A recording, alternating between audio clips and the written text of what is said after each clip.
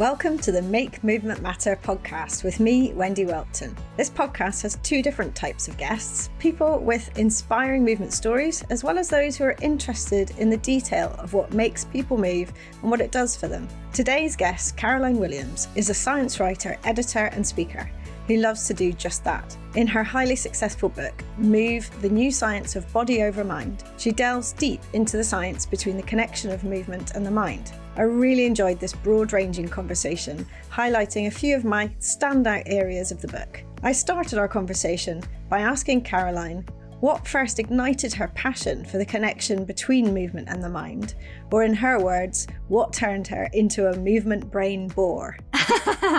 Well, it's sort of it's a weird sort of story that sounds, when you say it, like it was a deliberate life path, but actually it wasn't. It was all just a series of things that happened that led me back where I started. So I've always been, really active. And when I first went to university, I decided to go off and do PE teaching as my degree.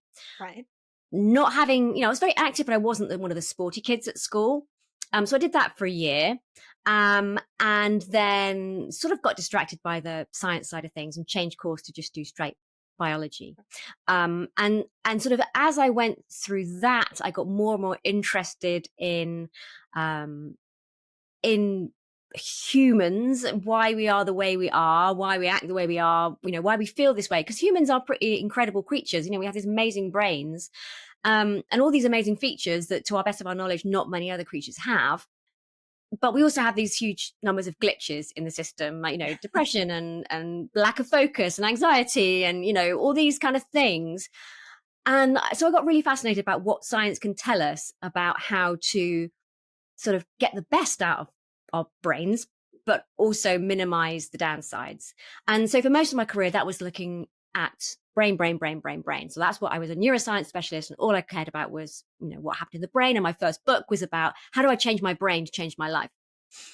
And then it became sort of obvious to me, and it started to happen in the research, that thinking of your brain as if it's not attached to your body is kind of a really weird way to think of it, because clearly we are very much one creature with the body and brain interconnected. And I also started thinking, it's true that the best times that I feel most focused, when I feel most creative, when I feel calmest, it's always something to do with having moved my body. And so I thought, I wonder if there's any science that answers that question. Why is that? And I started looking into it. And so then I sort of went down the rabbit hole of being a movement bore. And it just became clear that there was so much research out there and nobody was talking about it, at least when I first started looking into it, about why movement makes us feel certain ways and how certain movements might affect our mind in different ways.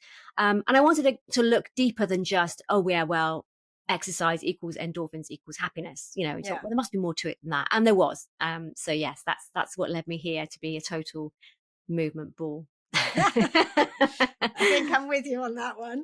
Different angle, but yeah. There is so much talked about online about the physical benefits of movement. There's that's whether that comes from the sort of aesthetic side of things, where people are trying to move to make themselves look better, or whether it's to be stronger, to be fitter, and so on. But it's such a missing link, isn't it? And as you say, it's really starting to come to the fore. And obviously the book you've written, which is called Move, the New Science of Body Over Mind, which you wrote a couple of years ago. And I met you when I was sort of hanging, I think you were hanging off me.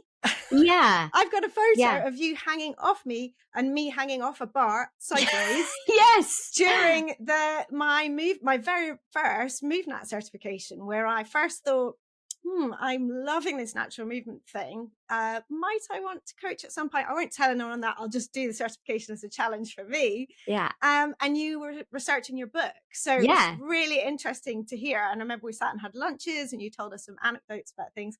And then, lo and behold, a couple of years later, and now it's in multiple languages, isn't it? So yeah, it's in, there's 11 versions of it. Wow. So if you include if you include the hardback, paperback, and the American version, it's in 9 translations. Which so is yeah, amazing. It's done really well, which is fantastic. I'm really pleased. And and it was so fun to research, just going out and doing things like the Move Nat, which I went as a total tourist, saying, what is this weird thing to do with crawling around in parks and moving naturally? And why would you need to do that? And, is that any better than going to the gym? It certainly appeals to me more than going to the gym. And so I kind of got to be a bit of an anthropologist in this kind of new world of movement as something other than let's just lift some weights mindlessly and hope that we look a certain way to take pictures of ourselves and put on Instagram. Exactly. So, it's exciting. Yeah, no, it was a fantastic weekend. And obviously it changed, things working up to that, and that then changed the sort of path of my life, certainly. And I don't regret it at all. No, you've taken it and run with it. I love it. I have, and I've certainly personalized it to people like me, I think is the best way to put it, because there's a lot of sort of very athletic, strong men out there doing it. There's a lot of brilliant women as well, but there's not many midlifers who are knocking on 50 next year, who are... I'm a year behind you. All right. Not quite there. It was a brilliant thing to do, changed my life. But yeah, there's a lot of content about physical benefits, but let's talk about this mind. So one of the things you talk about in the book, which really helped me to understand the point of the brain in the body, was the sea squirt example. I was wondering if you could share a little bit about that. Yes. So this is something, I can't take credit for coming up with this analogy myself. It was a Colombian neuroscientist called Rodolfo Linas. And he was trying to make the point that we don't have brains to think. We're very clever creatures. We have a lot of cognitive skills, and it's tempting to use those skills to think, well, look, obviously we're the pinnacle of evolution. Thinking was the plan all along. But no. And what Linas says is if you look back in evolutionary history, there's a point when evolution was trying to decide whether it was worth investing in a brain, because brains take a lot of energy. Our brains are like 2% of our body weight, but they take up 20% of our energy budget. So they're expensive bits of kit to run. And so you're only going to bother with that if it's worthwhile. And so he used this example of a sea squirt, which is like looks like a sort of bagpipe sort of type creature that has 2 tubes. One that sucks in water from one and blows it out the other. I like that particularly because I'm Scottish. I can. There you go. You can imagine that one. So when they're in their larval form, they swim. They're like little tadpoles. And the sea squirt larva will swim around and it'll be looking for a spot to attach itself to for the rest of its life. Okay. And so when it's moving around, it has a very basic brain. So it just coordinates its movements with, good versus bad. So should I go this way? Is it dangerous? Should I go this way? Is that rewarding? And Linas put it beautifully. He said, well, movement's too dangerous to attempt without a plan because, you just wander around, something's going to eat you. And so these little larval sea squirts had their brain. It used them to look around the ocean, finding the perfect spot to live the rest of their life. And once they find it, they glue themselves onto the floor by their head. And one of the first things they do as they turn into the adult form, the bagpipe shape, is they reabsorb their entire nervous system. And they never think again. And so Linas said, well, clearly brains are to inform our movements in the world, because if we don't need to move anymore, then that's too expensive to kit. So the whole thing goes in the recycling. And, you can just lie there. It sounds quite idyllic some days, just sitting there, sucking in water, blowing of water. Having to think. Yeah, exactly. So that's the kind of an increasing view, is that brains are there to inform our movements in the world. They're there to move. And so, through evolution, and definitely in our case as human beings, moving and thinking are very intertwined. And so if we don't do the movement, then our ability to think sort of suffers. And there's lots of evidence to sort of back up that that's actually happening with our increasingly sedentary society. Well, that links on perfectly, because I was then going to ask you about the sedentarism that we're facing. Because obviously in the modern world, we're challenged by our newly comfortable surroundings. My house is set up much like anyone else's, although I sit on the floor to work, which a lot of people on Instagram comment on, because that's my way of adding in that nutrient of getting up and down to the ground and sitting and opening my hips and so on. But I've chosen to do that, whereas a lot of people are desk bound in an office 8 hours a day, often have great priority of movement after that. They'll go off to the gym, perhaps, not everyone, and they'll tick the exercise block. They'll tick the box of what's the sort of minimum amount I need to do, or I've been told to do to stay healthy. But in your book, you talk about the effect on the brain with that. And I think a lot of people don't realize that the body is adapting all the time. It's changing because we're regenerating. And therefore, if we sit a lot, we get very good at sitting position. And our physiology adapts to that. We want to become really good at what we do most often, don't we? So that's because we're ultimately conserving energy and so on. But what I hadn't really thought about for people in that situation was the effect on their brain. And therefore almost the wider question about the effect on productivity, people's mental health from doing that, and so on. Could you speak a little bit about that? Yeah. So, I mean, the first thing I think I can say is that, I'm not saying sit all day and don't go to the gym, because clearly any exercise is good, it has loads of benefits. But what surprised me as well when I was researching the book is that there's so we've known for a long time that activity is very good for our brain health, and it helps reduce the cognitive decline that is sort of inevitable with old age. Our brains do get old, and they do get less less able to do what they used to do, at least at the speeds that they used to do it. But there's a long-term study that followed people over decades, and they found that the amount of decline in their brains over this long period of time was correlated to the amount of time they spent sedentary, regardless of whether or not they did exercise. So there's something about sitting all the time that is really bad for our brains. And, it's good if you do a bit of exercise, but more important is to kind of make movement more a part of your day. So as you gave the example, a lot of people, now work at home at least some of the time. Yeah. Why not sit on the floor? And at least for a bit, because then it sort of does make you fidget a little bit, and you have to change position, you're getting your movement in, and then you think, oh, I've forgotten my pen, and you have to jump up, and so you're doing leg pressing your entire pressing your entire body weight every time you get up.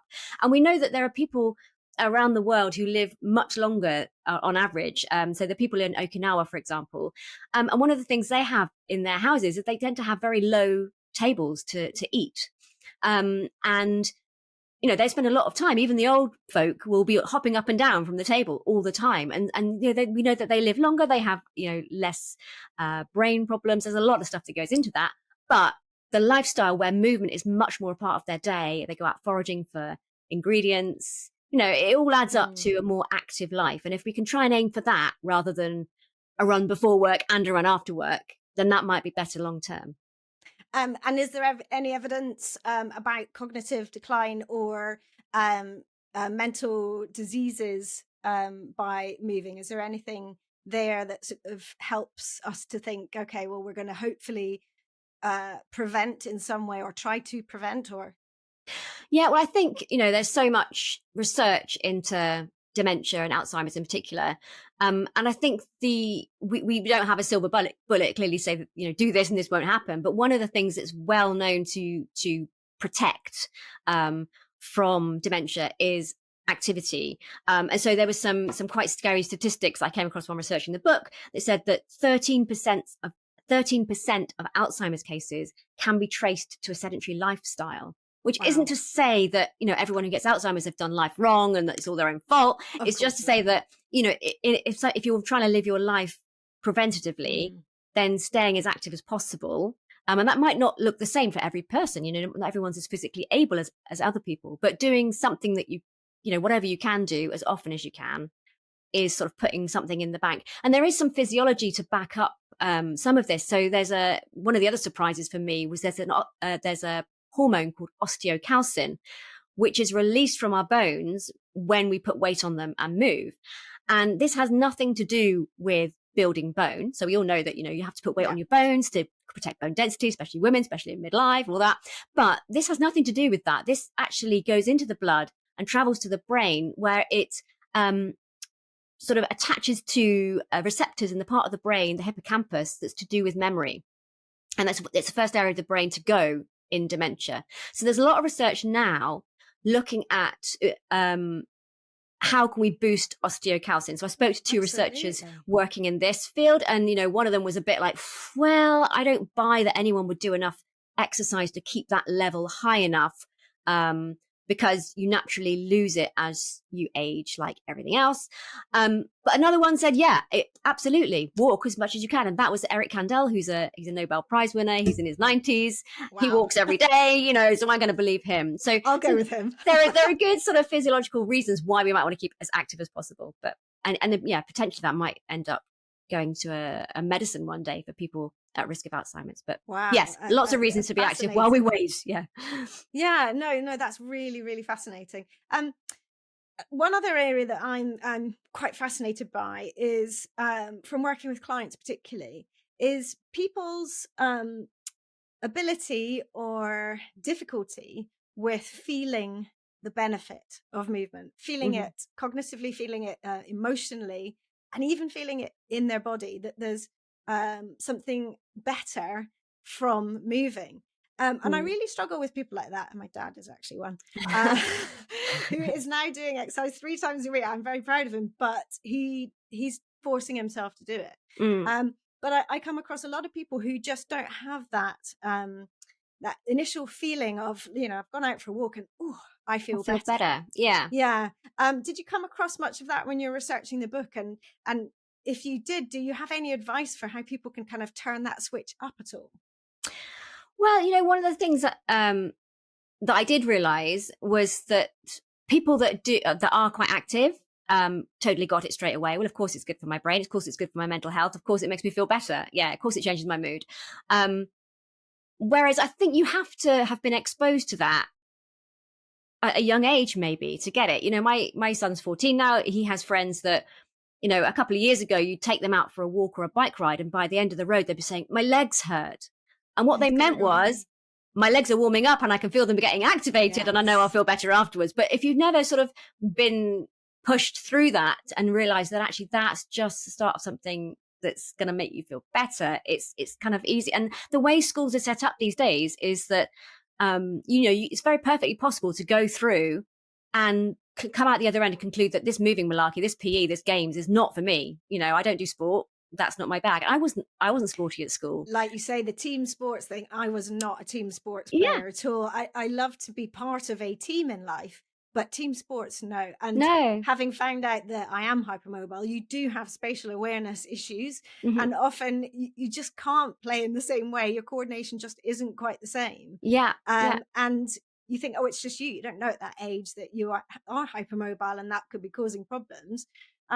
And it feels like that's what everyone does. Yes. And actually, if you look around at adults, how many adults who are exercisers, stroke movers are members of teams? Very few, really. No. Very few. And is that setting us up well for a future life of movement?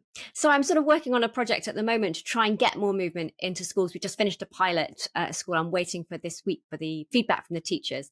But trying to get away from this idea that movement equals sport, equals competitive, equals whatever. And you have to be good at it.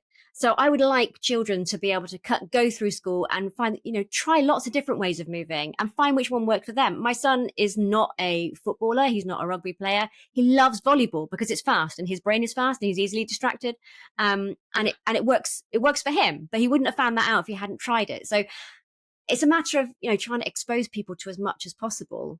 And likewise with one of my sons, who again, none of them have been particularly into team sports, but one found climbing. And it brings him obviously strength. It's pretty hard work. But it also brings courage because you are doing something that's a real challenge. And you feel great about yourself. And I think that's the key thing, isn't it? As early on in life, finding something that just makes you feel like you've achieved something. Regardless of how complex or difficult it is to anyone else. It's about how it makes you feel. Absolutely. And that's a good example because one of the bits of research that's the strongest, a lot of the research in my book is quite new and, groundbreaking, but one of the most established bits of research was with regard to physical strength and confidence and self-esteem. And, there's research going back to the sort of the late 80s, 90s, showing that if you take a group of people, young people, and you increase their strength by something like 12%, was it 12%? No, 40%. Hang on, let me find my note where I say that. Strength. No, they increased by 40% over 12 weeks. That was it. They had quite a boost of it, but they did weights. They had significant increases in what their reported self-confidence was. So they were talking about things that had nothing to do with being physically strong. So it wasn't about fighting or anything like that. It was to do with difficult conversations, just being a teenager, which is hideous at the best of times. Being physically stronger gave them the confidence to deal with all kinds of stuff. So, and that sort of almost comes as a byproduct. You don't start climbing because you think, I want to be strong and confident, but you do it because it's fun. And then you suddenly realize that, hey, I'm good at this and it makes me feel good. And it sort of happens as a side effect. And interestingly, that's certainly the case for teenagers, but it's absolutely the case for adults as well. Yes. And before starting coaching, I didn't realize that when I was coaching clients, I would be half coaching them movement and half coaching them confidence.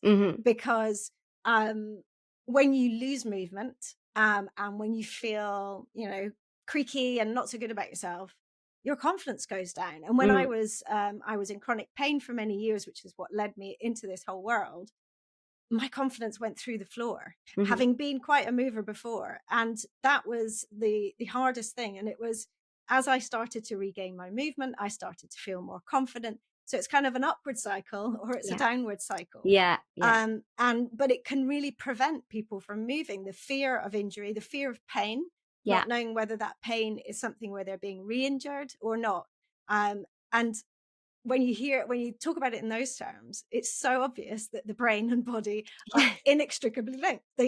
Because one stops or starts the other, if you see what I mean. Yeah, exactly. And you're sort of the bit from the brain to the body bit is constantly predicting what's likely to happen. And if your expectation of what's going to happen is I'm going to hurt myself, I'm going to fall over, I'm going to do myself mischief here, then that'll put the brakes on. So we've always got more in the tank in our bodies than we think we have, because there's always a bit for emergencies. That's why you hear these stories of little old ladies lifting cars off of puppies and whatever. I made that exact example up, but you know what I mean?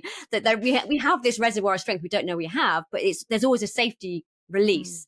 And to a certain extent, I mean, what you do trying to get people from not very much to being functional is the really important bit, because once, the people who have the least have the most to gain.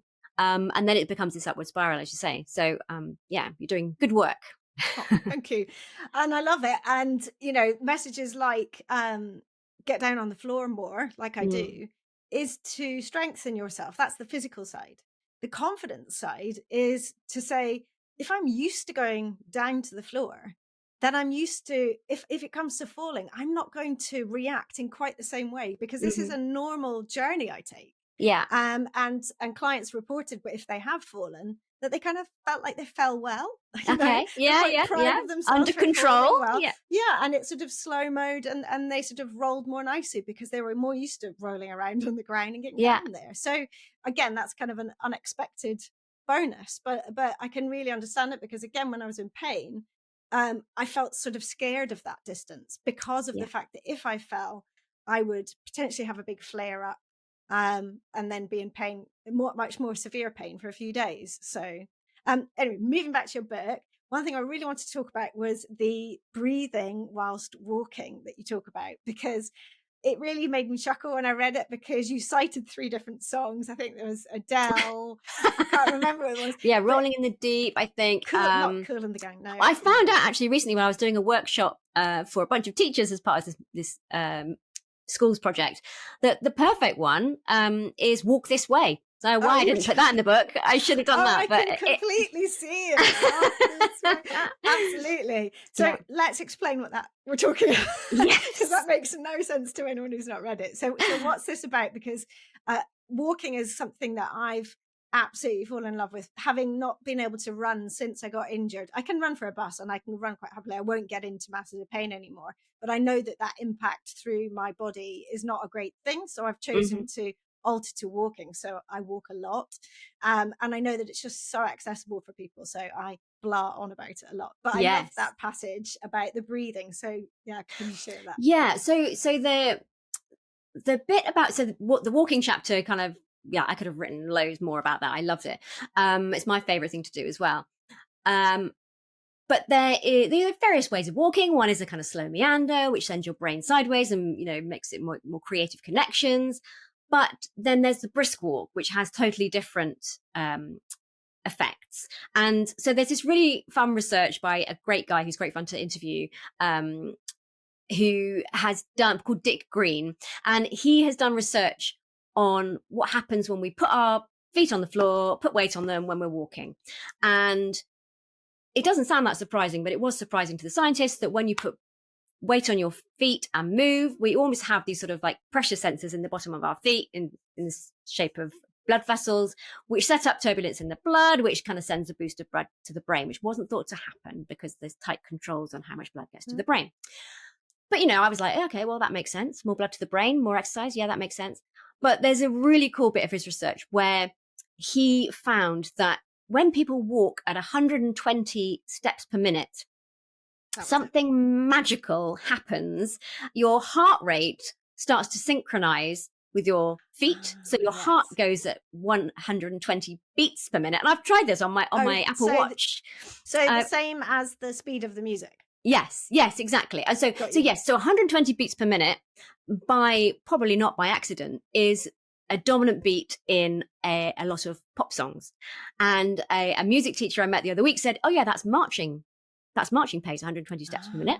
So there you go. It all kind of comes together. It's sort of like it's the most comfortable pace for everyone, no matter how tall they are. Weirdly, we all seem to have pendulums that swing at 120 beats per minute, and that feels most comfortable. It gets the most reliable boost of blood around the body because the heart joins in with this synchronous sort of pace.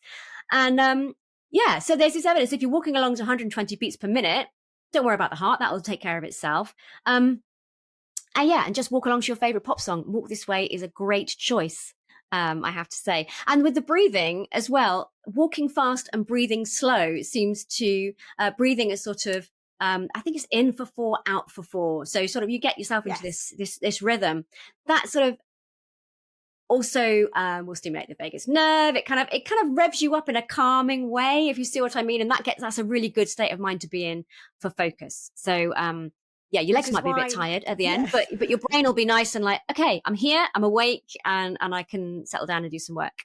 Yeah, absolutely. And that's absolutely key, isn't it? And if you feel like your brain's going to sludge a bit because you've been sat there, best thing to do, jump out, have your walking stuff nearby, and off you go. Yeah, exactly. And it doesn't have to be for long. It could just be round the block. It doesn't really matter. Absolutely. You'll just get things going, and then you're away. You told your body, through your body, you've told your brain that you need to wake up because you're moving around. And the whole point of being focused whilst moving around is because we have this past as hunter-gatherers. You wouldn't be wandering around sort of in your own world. You were wandering out for a purpose, to catch some food or to gather some berries or whatever, and you were looking out for danger. And so it gets your brain into the right state of mind for what you want to do. Whereas sitting and just going, sort of tells you that you're safe, you're in a cave, you're warm, just have a snooze. Not necessarily a very nice cave when it's winter and you're all hemmed in. No, but you might be wrapped in some furs or something, I know. No, exactly. And there's something about that synchronicity you're talking about there. You talk a lot in the book about dance. Yeah. And I wasn't actually going to talk about dance for me. I know there's some dance for you because you've posted about that on your Instagram. Yeah. I've started to do Tai Chi as my new thing this year, which is so complicated because it is opposite things with different hands, different feet. Oh my goodness, the coordination it takes is unbelievable. But when we all kind of get it and we move together, it feels fantastic. And you write about that synchronicity, particularly referring to dance, and you've been doing some dance, haven't you? Yes. So this is one of the things. Dance was another chapter that I could have just gone rogue on and written like hundreds and thousands more words. But yeah, there's something about dance, well, and also all forms of moving together, that makes us feel more bonded to each other. And the neuroscience behind that, the suggestion anyway, is that when we are moving in time with other people, we have this sense of self where we know that we're in our own body and we can sort of sense our own body moving. And we know that that's me. But when someone else is moving in time with your movements, it sort of blurs those boundaries. So it almost feels like you're at one with the person that you're moving with. And they've done all kinds of really cool experiments where people have been moved together in time, and then they've done sort of tests to see if they'll collaborate together. Playing these games where you can either completely, mess with each other, or you can cooperate and play nice. Right. If people have moved together in time, they're far more likely to cooperate with each other than if they Right. haven't. God. Even in toddlers. So they've done these really adorable experiments where they bounce these toddlers in time. And then they sort of put the toddler down and drop something. And the toddler's far more likely to say, oh, here you go, and pass it back if they've been bounced in time than if they haven't. So there's something very hardwired in us that moving together makes us feel closer together. And that's probably because we do need to work together as a species. We're quite small and puny, and we're not that fast, we're not that strong. And so that's one idea. Sorry, I was just going to say that also makes me think back to the walking, because often if you're walking with someone, you fall into step, don't you, regardless of what your normal gait is. Yeah. And then you're more likely to have one of those slightly more positive conversations because you're getting this lovely synchronicity of movement in together, and then going back to the teenagers, best way to have tricky conversations is on a walk, because you're not eyeballing. Exactly. You're feeling that sort of release, you're feeling positive, and perhaps that synchronicity comes into it as well. Yeah, I'm sure it does. Then there's all kinds of ways in which we can, walking meetings are a great way to, because as you say, it's not combative at all. There's other research about walking that shows that when you're moving forward through space, it doesn't have to be walking, it could be cycling, it could be canoeing, doesn't matter. That it does something to our window on the world that makes us feel as if the past is further behind us. So we have this sort of like, without thinking about it, you sort of think the past is behind your back and the future is somewhere ahead of you, behind front of your chest. And physically moving forward through space seems to sort of distort that timeline of our lives. And it feels like we're getting closer to the future and leaving the past behind. And so it makes people feel more positive. So if you give them sort of memory tasks, they remember more positive things when they're moving forwards. They've done it when they're moving backwards as well, and which is less practical, clearly. But yeah, there's something about moving forward through space. Good for you. I didn't know this, but apparently very good for you. for memory. That I didn't put this in the book because I was like, well, who's going to use that? But it turns out that in studies, at least, if you get people walking backwards on a treadmill, they can remember things better because they're going backwards in time. But this just shows how our body and our mind they're so entwined that the direction that we're taking can affect the direction of our thoughts. So if you're, and in the book, I spoke to a man called Marcus Scotney, who is an ultra runner, and he very much feels that, by moving forward in that way, it kind of gives a sense that you can get somewhere, figuratively as well as physically. So that's another reason why. No, it's fascinating. So I have a walking bore as well. Yeah, no, all over the walking. And another area you talk about is stretching. So we were talking before about sensing how you feel within your body, particularly, which is interoception. And one of the things that I found through my whole journey through pain and trying to work out why on earth I had got myself there was that I'm hypermobile in several joints. So I'm overbendy. Some would see as flexible. But clearly it's not in a good way. Yeah. Because you have a sort of a collagen inefficiency, which means that you don't quite know when you're getting to the end of your range. So you go over that end of range, which can then be quite damaging. So my backwards facing knees that no one told me about for nice reasons, until someone later in life who did pointed it out and said, why do your knees go like that? And I said, do they? I had no idea. Wish I'd acted on that and researched it more thoroughly then, because it might have prevented a lot of years of pain. But something that you wrote about in your book was that, and that I also see in clients who have hypermobility, is that people have also always called me quite a sensitive person. In a sort of slightly negative way. In other words, oversensitive. Yeah. Not hopefully insensitive. And I've noticed that certainly people who are hypermobile tend to be more sensitive people. They tend to be much more sort of emotional people. And when I sort of discuss that with them, they have a bit of an aha moment saying, so maybe I'm feeling my body too much. And did that then lead to chronic pain because I was holding on to the pain somewhat, unknowingly, question mark. But that sort of link that you discuss also in the book, which was surprising to me, was also the link with anxiety. And I was wondering if you could speak to that a bit. Yeah, so there's research. There's a really great research. If anyone with hypermobility, you've probably found her already, Jessica Eccles.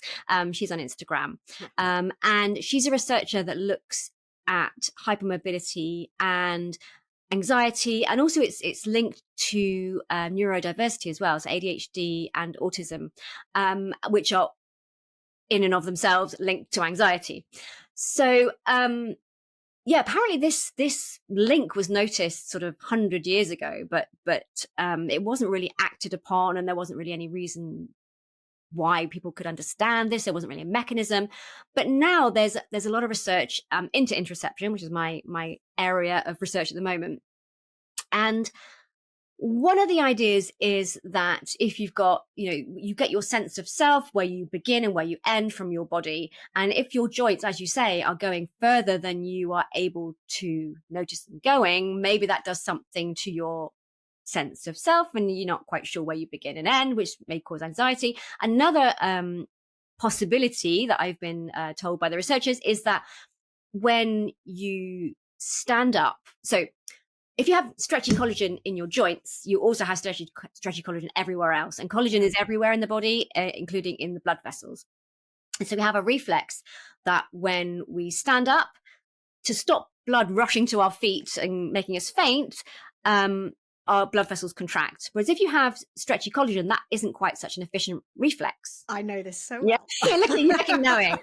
So postural tachycardia is called POTS. And so as a compensation for the fact that your blood's all heading south, the heart beats faster. And this sort of a sensation of having a faster heart rate can be interpreted in the brain as anxiety. And dizziness. And a lot of dizziness when you stand up. Slightly, on occasion, really quite similar to feeling like you might faint. Yes, well, a lot of people, you're well some people fed, do. Obviously when it's more severe, then unfortunately that is a serious side effect. So it's sort of like almost a physiological reaction that's sort of slightly out of whack, which then makes your heart beat, which tells your brain your heart's beating. Usually when my heart's beating, that means something bad is going to happen. Oh my God, I might faint or whatever, or even it's just the sensation of your heart beating. And that might be the reason why it's linked to anxiety. But the really great thing about Jessica Eccles' research is that she's been doing interoceptive training with people, initially with a group with autism, but also with a group of neurotypical volunteers. And they have been training people to tune into their heart rate better.